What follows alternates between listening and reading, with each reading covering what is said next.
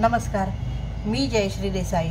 Ultimate आरोग्य या माझ्या यूट्यूब चॅनलमध्ये आपणा सर्वांचं हार्दिक स्वागत. आज एक अत्यंत पवित्र आणि अत्यंत गूढ अशी मुद्रा घेणार आहोत. ती आपल्यापैकी प्रत्येकाच्या दृष्टीने महत्त्वाची आहे. आपल्यापैकी प्रत्येकाने रोज करावी अशी मुद्रा आहे. आणि त्याचं कारण असं आहे की अडथळ्यांवर मात करायची, यशस्वी मात करायची शक्ती ती मुद्रा आपल्याला देते. म्हणून ती गूढ आहे, कारण ती का करते असं. त्या मुद्रेचं नाव आहे नागमुद्रा. मी असं म्हटलं की ही आपल्यापैकी प्रत्येकाने करायला हवी, प्रत्येकाच्या दृष्टीने महत्त्वाची आहे. त्याचं कारण असं आहे की अडथळे कोणाला नसतात, समस्या कोणाला येत नाहीत.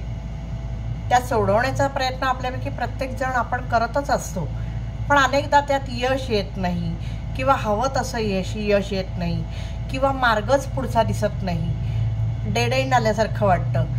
अशी जेव्हा स्थिती येते त्या वेळेला चमत्कार वाटेल, पण ही मुद्रा आपल्याला मदत करू शकते. त्यामुळे ते अडथळे येऊच नाहीत, किंवा जे वारंवार येत असतात ते दूर व्हावेत, यासाठी ही मुद्रा करायला हवी. ते अडथळे दूर होण्यापुरती केली तरी चालेल, ती तहहयातच करायला पाहिजे असं नाही. जितका तुमचा समस्यांचं स्वरूप तिचं जितकं उग्र असेल, अडथळे जितके जास्त असतील, तितक्या जास्त काळ तुम्ही ती मुद्रा करा. मुद्रेचं नाव आहे नागमुद्रा. ज्या नागाला आपण देवता म्हणून पूजतो त्या नागाच्या नावाची ही मुद्रा आहे. आता नागपंचमी आली आहे. नागपंचमीला आपण नागाची पूजा करतो. का करतो आपण नागाची पूजा? कारण त्याच्यातली शक्ती, त्याच्यातलं सामर्थ्य, त्याच्यातलं ज्ञान हे आपल्यापर्यंत यावं. शेषनागावर विष्णू झोपलाय. नाग ही आपल्या देवतांच्या ह्याच्यातली फार अग्रगण्य देवता आहे. तिला ब्राह्मण मानलं जातं, कारण तिच्याकडे ब्रह्मज्ञान आहे असं मानलं जातं, आणि म्हणून विष्णूंनी तिची निवड केली आहे. त्यामुळे या नागाची सगळी शक्ती, तो ज्या प्रकारे अडथळ्यांवर मात करतो ते सामर्थ्य आपल्यात यावं, यासाठी ही मुद्रा आहे. आता कोणाला वाटेल नागाला कसले आलेत अडथळे? तर नागाचं जर बघितलं तुम्ही तर नागाला उभं राहता येत नाही, त्याला हातपाय नाहीत, त्याला पाठकणा नाही, म्हणजे आहे पण तो फारच वीक आहे. तर त्याच्यामुळे त्याला कुठेही जायचं असेल तर, किंवा काहीही करायचं असेल तर आपल्याला जसे पटकन हातपाय आहेत तसं त्याच्याकडे नाही. त्याला दृष्टी त्याची अधू आहे, त्याला नीट दिसत नाही. त्यामुळे शत्रू समोर येऊन उभा राहिला तरी त्याला दिसू नाही शकत. मग तो ते कसं करतो? तर तो जिभेच्या साह्याने तो अंदाज घेतो की शत्रू जवळपास आहे का, आजूबाजूचा निसर्ग कसा आहे, निसर्गाचं तानमान काय आहे, हा सगळा अंदाज नाग त्याच्या जिभेने घेत असतो. एरवी तो काही प्रतिकार करत नाही, तो त्याच्या पुरता राहतो. पण जेव्हा गरज पडेल, जेव्हा त्याच्यावर संकट येईल, त्यावेळेला मात्र तो पूर्ण तयारीनिशी प्रतिकार करतो आणि त्यातनं बाहेर पडतो. हेच सगळं आपल्यालाही करता यावं, यासाठी ही जी मुद्रा आहे तिचं नाव आहे नागमुद्रा. तिचे फायदे का होतात, किती होतात, शारीरिक, मानसिक, आर्थिक, आध्यात्मिक कसे होतात, हे सगळं बघण्याच्या आधी आपण ती करायची कशी ती बघूया. करायला अतिशय सोपी आहे. कोणत्याही सुखासनात बसा, झोपून करायची ही मुद्रा नाही. पण अगदीच ज्याला बसताच येत नसेल, अशी जर अडचण असेल तर त्याने ती झोपून केली तर चालेल, अदरवाईज ती बसून करा. त्याच्यानंतर दोन्ही हात मांड्यांवर या प्रकारे ठेवा. डोळे बंद राहू दे, श्वास मंद होऊ दे, आणि श्वास जेव्हा मंद होईल त्यावेळेला हा उजवा हात जो आहे याच्यावर डावा हात ठेवायचा आहे. उजवा हात खाली, डावा हात वर.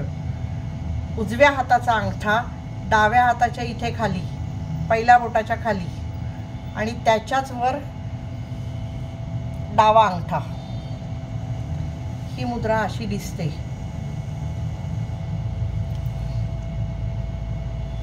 पुन्हा एकदा दाखवते. उजवा हात खाली, त्याच्यावर डावा हात असा तिरका ठेवलेला, हा नागाचा फणा झाला.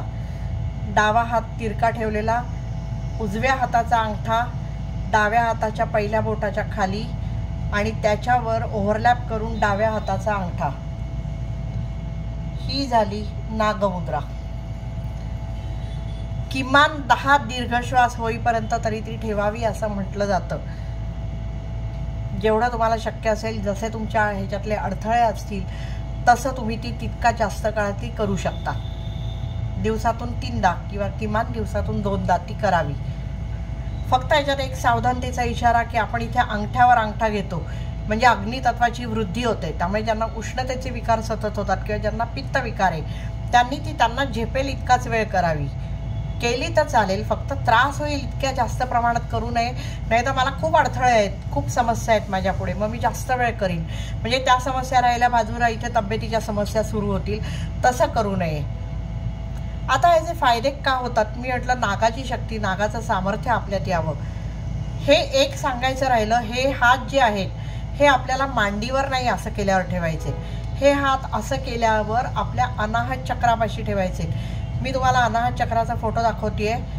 अनाहत चक्रापाशी हे हात ठेवायचे, उभे ठेवायचे.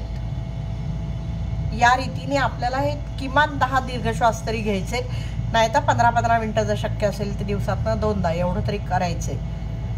आता ह्यात काय होतं की आपण दोन्ही हातांची ही संयुक्त हस्तमुद्रा आहे, दोन्ही हात एकत्र आणून आपण ती मुद्रा करतो. त्यामुळे यिन आणि यांग एनर्जी एकत्र होतात, शिव आणि शक्तीचा संगम होतो.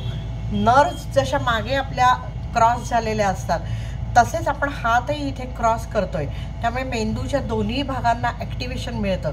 त्यामुळे जी बुद्धी तल्लख व्हायला हवी असेल, प्रॉब्लेम सॉल्व्हिंगचे जे स्किल्स आपल्यात यायला हवे असतील ते आपल्यात येतात, ते ॲक्टिवेट होतात ते केंद्र आपल्या मेंदूतली, आणि त्यामुळे त्याचा फायदा होतो.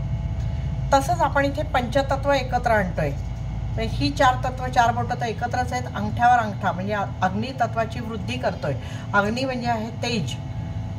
त्याच्यामुळे आपल्याला ही शक्ती वाढायला मदत होते, सगळी पंचतत्व बॅलन्स व्हायला मदत होते. तसंच हे हात आपण इथे ठेवतोय.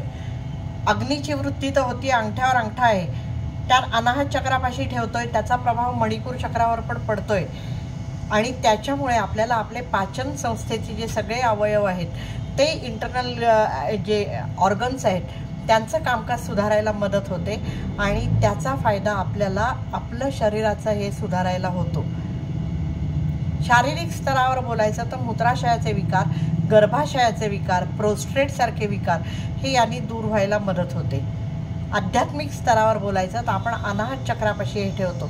अनाहत चक्र ओपन झाल्यानंतर आपली कुंडलिनी एक तर वर सरकायचा मार्ग मोकळा होतो, आणि दुसरी गोष्ट कंपॅशन, जी चांगली मूल्य आहेत ती आपल्यामधली जागृत होतात. करुणा, प्रेम, कंपॅशन, दया, आणि त्याचा परिणाम होऊन ज्या नकारात्मक भावना आहेत की जसं भीती आहे, राग आहे, जेलसी आहे, त्या दूर व्हायला मदत होते.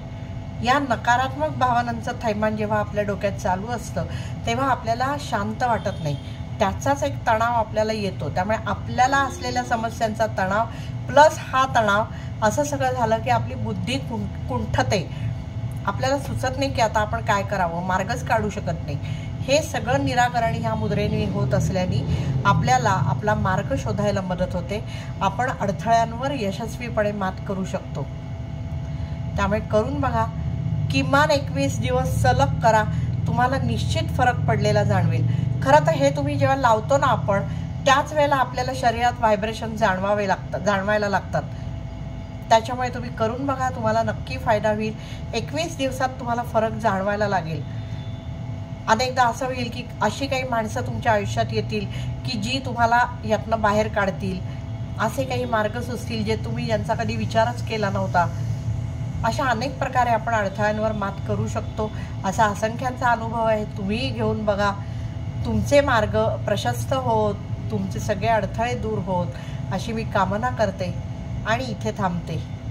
ही अशीच माहिती घेऊन मी दर शनिवारी आपल्या भेटीला येणार आहे. मात्र ती आपल्यापर्यंत पोचावी यासाठी आपण हे चॅनल लाईक, शेअर आणि सबस्क्राईब करणं गरजेचं आहे. आपण ते कराल अशी मला आशा आहे. करा अशी माझी तुम्हाला विनंती आहे. तूर्त इथेच थांबते. धन्यवाद.